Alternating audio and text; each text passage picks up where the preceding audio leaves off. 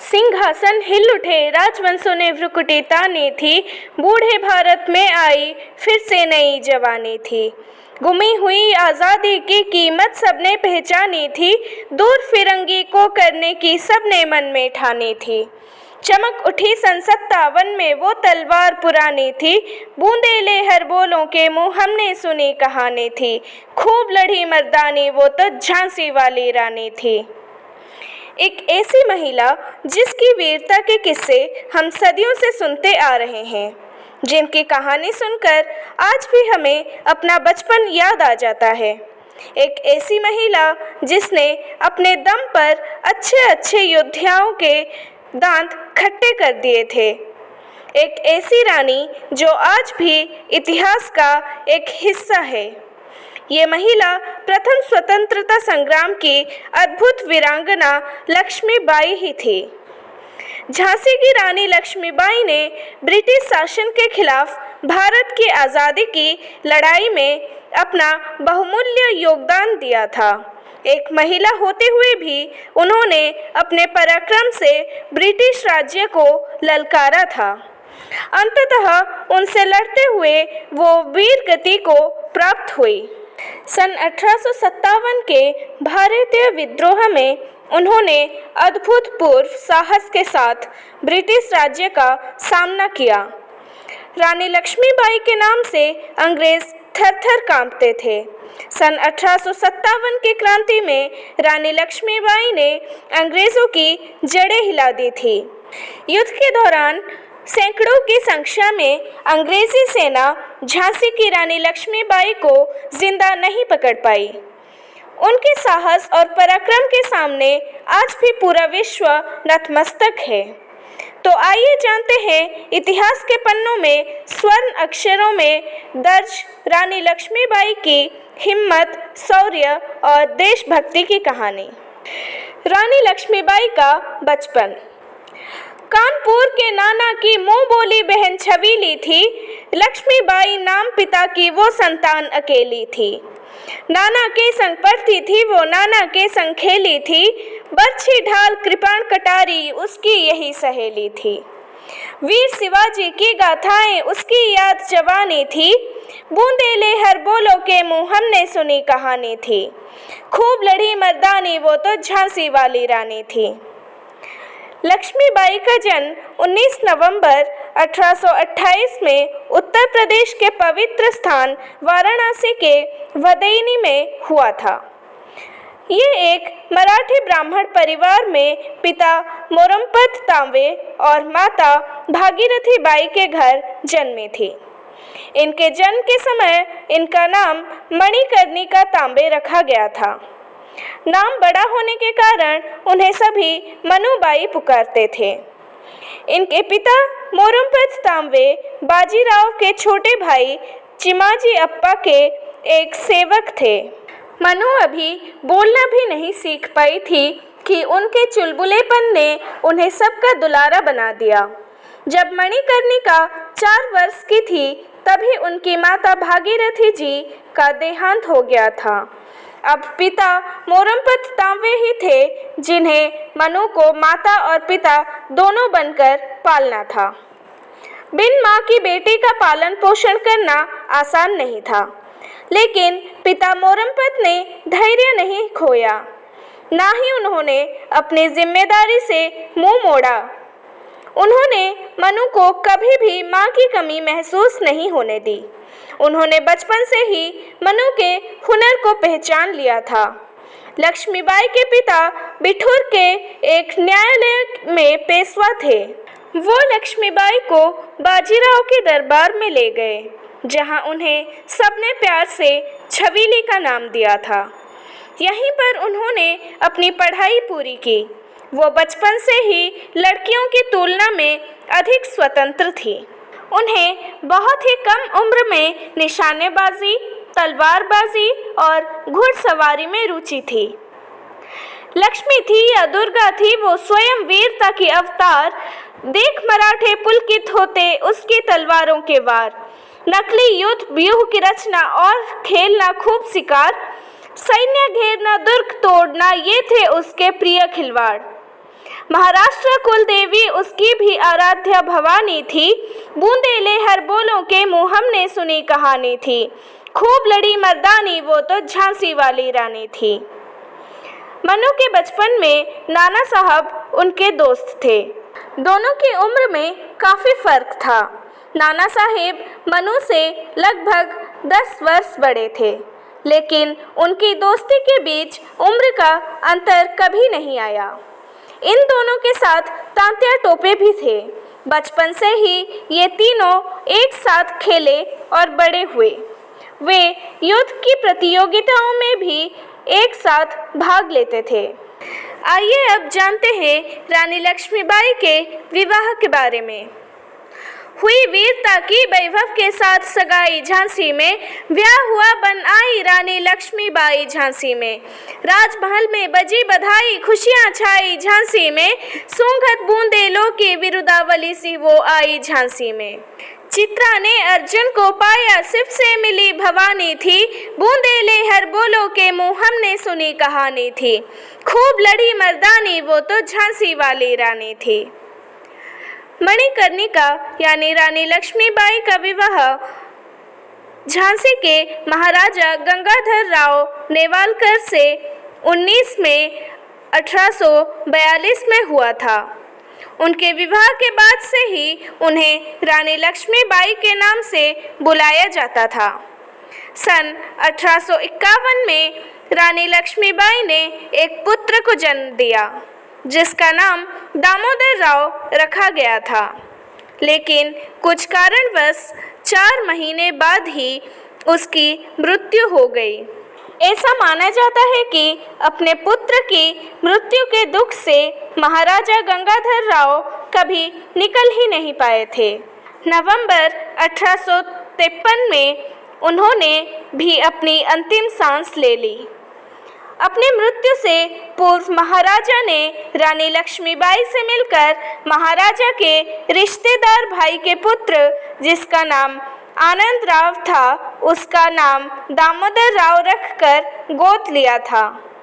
उस समय ब्रिटिश शासन को कोई आपत्ति नहीं हो सके, इसलिए उन्होंने ये कार्य ब्रिटिश अफसरों की मौजूदगी में पूर्ण किया था।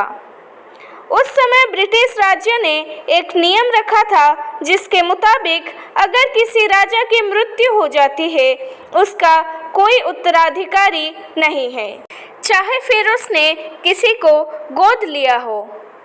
तब उसके पूरे राज्य पर ब्रिटिश सरकार यानी कि ईस्ट इंडिया कंपनी का अधिकार होगा। फिर राजा के परिवार को पेंशन के रूप में एक राशि दी जाएगी। महाराजा की मृत्यु के बाद दत्तक पुत्र दामोदर राव को उत्तराधिकारी नहीं माना गया। उसके सिंहासन पर बैठने को खारिज कर दिया गया। रानी लक्ष्मीबाई की प्रतिज्ञा और वीरता के किस्से। बुझा दीप झांसी का तब डलहौसी मन में हर्ष आया, राज्य हड़प करने का ये उसने अच्छा अवसर पाया। फौरन फौज भेज दुर्ग पर अपना झंडा फहराया, लावारिस का वारिस बनकर ब्रिटिश राज झांसी आया। अश्रुपूर्ण रानी ने देखा झांसी हुई वीरानी थी, बूंदेले हर बोलों के मुँह हमने सुनी कहानी थी। खूब लड़ी मर्दानी, वो तो झांसी वाली रानी थी। झांसी की रानी लक्ष्मीबाई को जब इसके विषय में पता चला तो वो रो पड़ी। उन्होंने प्रतिज्ञा ली कि मैं झांसी नहीं दूंगी। इसके बाद महारानी लक्ष्मीबाई ने लंदन में ब्रिटिश सरकार के खिलाफ मुकदमा दायर किया, लेकिन उनके मुकदमे को खारिज कर दिया गया। इसके बाद उन्हें 6,000 रुपये महीने पेंशन दी गई। फिर राजमहल को छोड़कर रानी महल में रहने का आदेश दिया गया। वैसे तो रानी लक्ष्मीबाई के हौसले बहुत बुलंद थे। वो ऐसी वीरांगना थी जिन्हें युद्ध के वक्त भी कोई डर नहीं था। योद्धाओं के सामने उनका जज्बा काबिले तारीफ था। रानी की धारदार तलवार जब घूमती थी तो एक नया इतिहास रचती थी। रानी लक्ष्मीबाई घुड़सवारी में बहुत ही निपुण थी। उन्होंने महल के बीचों बीच घुड़सवारी के लिए एक खास जगह बना रखी थी। उन्हें घोड़े रखने का बेहद शौक था। वो अपनी वीरता के किस्से अपने पसंदीदा घोड़े पर हाथ में तलवार लिए दिखाया करती थी। उनके घोड़ों के नाम सारंगी, पवन और बादल था। रानी लक्ष्मीबाई और अंग्रेज़ों के बीच लड़ाई। झांसी और कालपी के बीच कोच नामक स्थान पर अंग्रेज़ों तथा राव साहब की सेनाओं के बीच में युद्ध हुआ। इसमें राव साहब की सेना को मुंह की खानी पड़ी।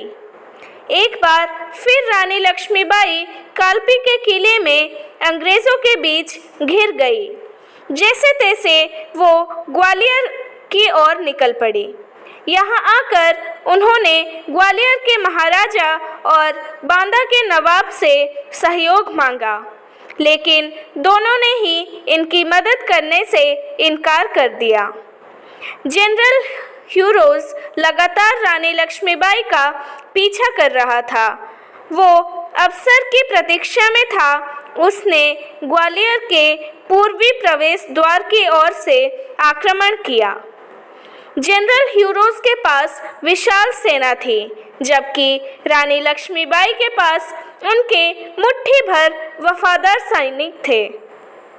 लेकिन फिर भी रानी लक्ष्मीबाई और उनके योद्धाओं ने अंग्रेज़ों से जमकर लोहा लिया, परंतु युद्ध के तीसरे दिन ही रानी लक्ष्मीबाई की सेना के पैर उखड़ गए।